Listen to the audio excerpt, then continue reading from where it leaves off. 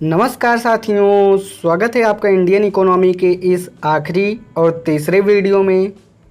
आज हम Indian economy के भारत की राष्ट्रीय आय नामक टॉपिक का तीसरा वीडियो करने वाले हैं, जिसमें हम 41 नंबर से लेकर 60 नंबर तक के प्रश्नों को देखने वाले हैं।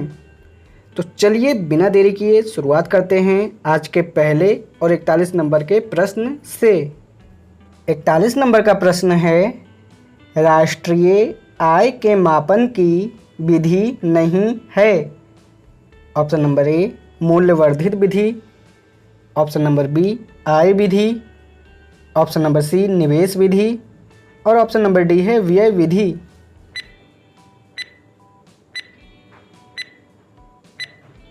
तो इसका सही आंसर हो जाएगा ऑप्शन नंबर सी निवेश विधि।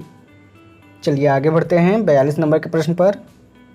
42 नंबर का प्रश्न है, कौन सी पद्धति राष्ट्रीय आय आकलन की पद्धति नहीं है। ऑप्शन नंबर ए व्यय पद्धति, ऑप्शन नंबर बी उत्पाद पद्धति, ऑप्शन नंबर सी मैट्रिक्स पद्धति और ऑप्शन नंबर डी है आय पद्धति।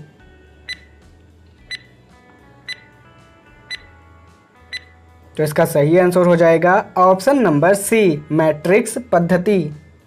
चलिए आगे बढ़ते हैं तीसरे प्रश्न पर, 43 नंबर के प्रश्न पर। 43 नंबर का प्रश्न है, राष्ट्रीय आय निकालने के लिए एनएनपी में से किसे घटाया जाता है। ऑप्शन नंबर ए अप्रत्यक्ष कर, ऑप्शन नंबर बी पूंजी उपभोग छूट, ऑप्शन नंबर सी इमदाद यानी कि सब्सिडी और ऑप्शन नंबर डी है ब्याज।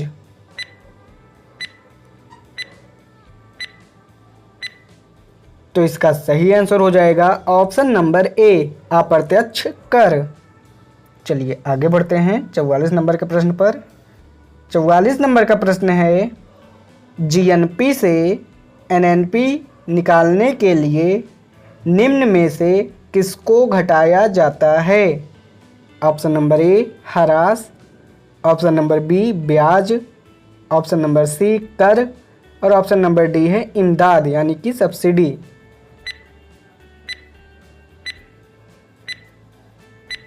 तो इसका सही आंसर हो जाएगा ऑप्शन नंबर ए ह्रास यानी कि मूल्य ह्रास। चलिए आगे बढ़ते हैं 45 नंबर के प्रश्न पर। 45 नंबर का प्रश्न है, सकल राष्ट्रीय उत्पाद माइनस मूल्य ह्रास बराबर ऑप्शन नंबर ए प्रति व्यक्ति आय, ऑप्शन नंबर बी निव्वल राष्ट्रीय उत्पाद, ऑप्शन नंबर सी वैयक्तिक आय और ऑप्शन नंबर डी है सकल घरेलू उत्पाद।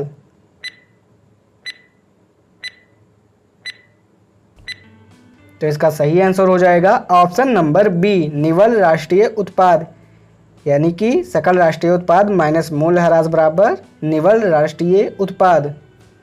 चलिए आगे बढ़ते हैं 46 नंबर के प्रश्न पर। 46 नंबर का प्रश्न है, किसी देश का निव्वल राष्ट्रीय उत्पाद यानी कि एनएनपी होती है। ऑप्शन नंबर ए सकल घरेलू उत्पाद में मूल्य ह्रास भत्ते बढ़ाकर, ऑप्शन नंबर बी सकल घरेलू उत्पाद में विदेशों से निव्वल आय जोड़कर, ऑप्शन नंबर सी सकल घरेलू उत्पाद में विदेशों से निव्वल आय घटाकर और ऑप्शन नंबर डी है सकल घरेलू उत्पाद में मूल्य ह्रास भत्ते घटाकर।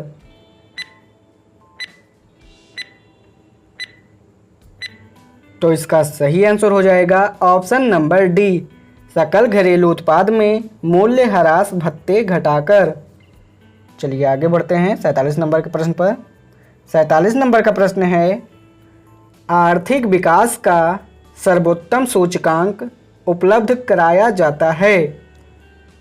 ऑप्शन नंबर ए वर्ष प्रति व्यक्ति वास्तविक आय में वृद्धि द्वारा, ऑप्शन नंबर बी वर्तमान कीमतों पर राष्ट्रीय आय में वृद्धि द्वारा, ऑप्शन नंबर सी बचत अनुपात में वृद्धि द्वारा और ऑप्शन नंबर डी है भुगतान संतुलन की स्थिति में सुधार द्वारा।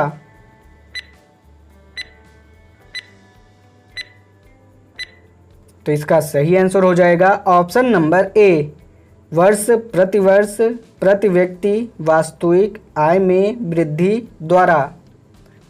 चलिए आगे बढ़ते हैं 48 नंबर के प्रश्न पर। 48 नंबर का प्रश्न है, अंतर्राष्ट्रीय समुद्र में भारतीय मछुआरों द्वारा पकड़ी गई मछलियां निम्न में से किसकी जीडीपी का हिस्सा हैं? Option number A Sri Lanka, option number B Bharat तथा Sri Lanka, option number C Bharat और ऑप्शन नंबर डी है भारत तथा इंडोनेशियाई।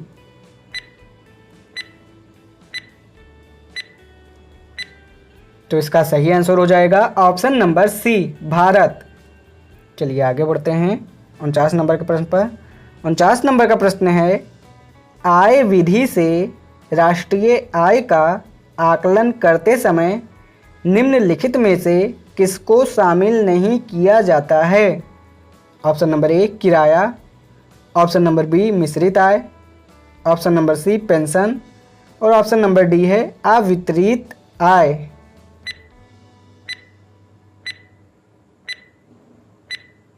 तो इसका सही आंसर हो जाएगा ऑप्शन नंबर डी अवितरित आय। चलिए आगे बढ़ते हैं 50 नंबर के प्रश्न पर। 50 नंबर का प्रश्न है, राष्ट्रीय आय अनुमान की गणना करते समय निम्न में से किसको ध्यान में रखना अपेक्षित होता है? ऑप्शन नंबर ए निर्यात मूल्य को जोड़ा जाना और आयात मूल्य को घटाया जाना, ऑप्शन नंबर बी निर्यात और आयात दोनों के मूल्यों को जोड़ा जाना, ऑप्शन नंबर सी निर्यात मूल्य को घटाया जाना और आयात मूल्य को जोड़ा जाना और ऑप्शन नंबर डी है निर्यात और आयात दोनों के मूल्यों को घटाया जाना।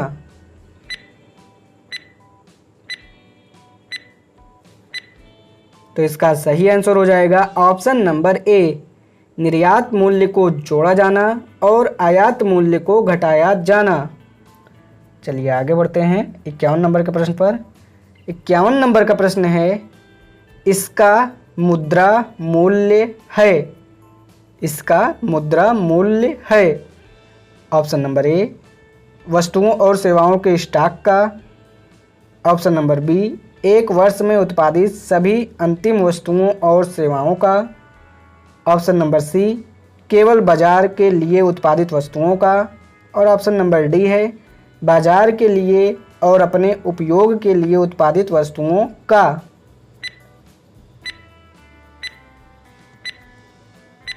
तो इसका सही आंसर हो जाएगा ऑप्शन नंबर बी एक वर्ष में उत्पादित सभी अंतिम वस्तुओं और सेवाओं का। यहाँ पे इसका का मतलब है राष्ट्रीय आय से। चलिए आगे बढ़ते हैं 52 नंबर के प्रश्न पर। 52 नंबर का प्रश्न है, किसी राष्ट्र की राष्ट्रीय आय होती है? ऑप्शन नंबर ए सरकार का वार्षिक राजस्व, ऑप्शन नंबर बी उत्पादन कार्यों का योगफल, ऑप्शन नंबर सी सार्वजनिक क्षेत्र के उद्यमों का अधिशेष और ऑप्शन नंबर डी है निर्यात में आयात घटाकर।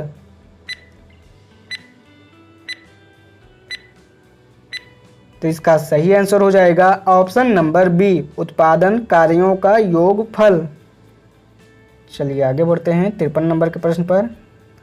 53 नंबर का प्रश्न है, व्यय विधि के माध्यम से जीएनपी की गणना में क्या शामिल नहीं किया जाता?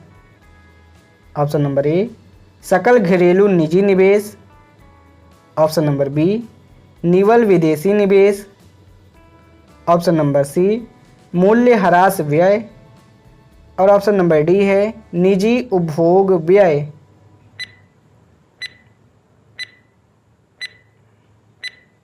तो इसका सही आंसर हो जाएगा ऑप्शन नंबर सी मूल्य ह्रास व्यय। चलिए आगे बढ़ते हैं 54 नंबर के प्रश्न पर। 54 नंबर का प्रश्न है, निम्न में से किस क्षेत्र से भारत में सकल राष्ट्रीय उत्पाद यानी कि जीडीपी का सबसे बड़ा भाग प्राप्त होता है? ऑप्शन नंबर ए कृषि तथा संबंधित क्षेत्रों से, ऑप्शन नंबर बी रक्षा तथा लोक प्रशासन से, ऑप्शन नंबर सी सेवा क्षेत्र से और ऑप्शन नंबर डी है विनिर्माण, निर्माण, बिजली तथा गैस से।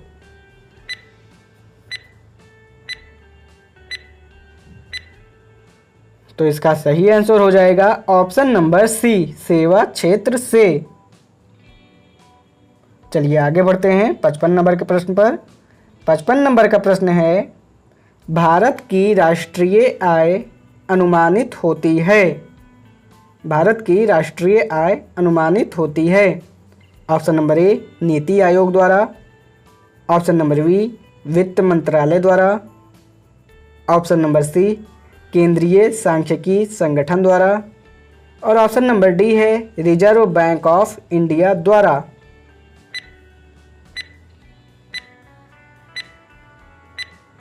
तो इसका सही आंसर है ऑप्शन नंबर सी केंद्रीय सांख्यिकी संगठन द्वारा। चलिए आगे बढ़ते हैं 56 नंबर के प्रश्न पर। 56 नंबर का प्रश्न है भारत के जीडीपी में अर्थव्यवस्था के किस क्षेत्र की हिस्सेदारी सबसे अधिक है। ऑप्शन नंबर ए विनिर्माण, ऑप्शन नंबर बी औद्योगिक, ऑप्शन नंबर सी कृषि और ऑप्शन नंबर डी है सेवा।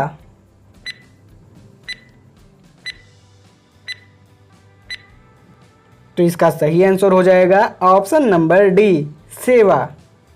चलिए आगे बढ़ते हैं 57 नंबर के प्रश्न पर। 57 नंबर का प्रश्न है निम्न में से कौन निवल राष्ट्रीय आय को बेहतर तरीके से परिभाषित करता है। Option number A NDP minus मूल्यह्रास, option number B GNP minus मूल्यह्रास, option number C GNP minus मूल्यह्रास और ऑप्शन नंबर डी है जीडीपी माइनस मूल्यह्रास।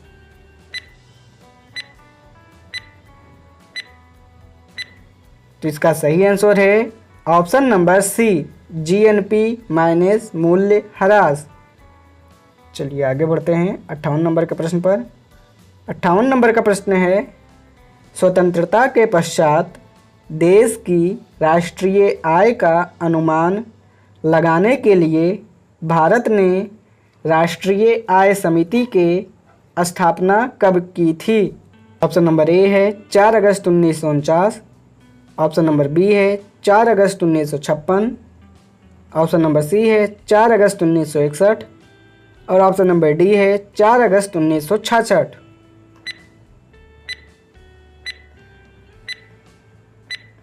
तो इसका सही आंसर है ऑप्शन नंबर ए 4 अगस्त 1949। चलिए आगे बढ़ते हैं 59 नंबर के प्रश्न पर। 59 नंबर का प्रश्न है स्वतंत्रता के बाद की समयावधि के लिए राष्ट्रीय आय अनुमानों को किस श्रृंखला के अंतर्गत रखा गया था। ऑप्शन नंबर ए परंपरागत श्रृंखला, ऑप्शन नंबर बी पुनरीक्षित श्रृंखला, ऑप्शन नंबर सी नवीन श्रृंखला और ऑप्शन नंबर डी है इनमें से सभी।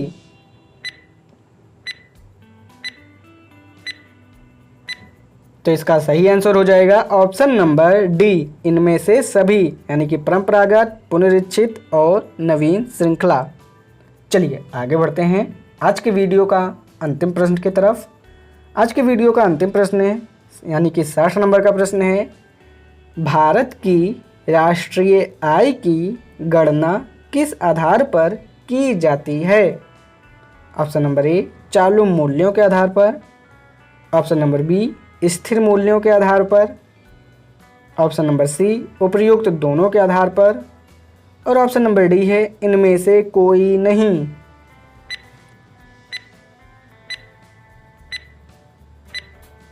तो इसका सही आंसर हो जाएगा ऑप्शन नंबर सी उपर्युक्त दोनों के आधार पर, यानी कि चालू मूल्यों के आधार पर और स्थिर मूल्यों के आधार पर। तो साथियों इसी प्रश्न के साथ आज का ये वीडियो और ये टॉपिक यहीं पे समाप्त होता है। आपको आज का ये वीडियो कैसा लगा कमेंट बॉक्स में ज़रूर बताएं। वीडियो पसंद आया हो तो वीडियो को लाइक कीजिए, चैनल पे पहली बार आए हैं तो चैनल को भी सब्सक्राइब कर लीजिए। चलिए मिलते हैं आपसे किसी नए टॉपिक के साथ, तब तक के लिए धन्यवाद।